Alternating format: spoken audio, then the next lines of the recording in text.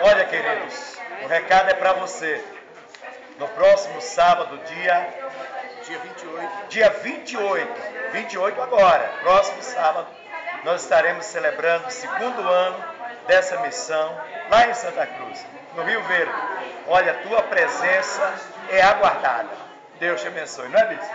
É verdade, estaremos todos juntos, louvando e agradecendo a Deus pelo segundo ano da Missão Evangélica Novo Israel, nas terras de Santa Cruz, no todo o Agreste, para a glória do Senhor, com a presença do nosso presidente, apóstolo Francisco de Assis, e toda a missão. E o que é interessante é que onde esse recado chegar, as pessoas sintam-se convocadas, não é nem convidadas, mas convocadas a estarem conosco ali no Rio Verde, Santa Cruz, no próximo sábado, se Deus quiser.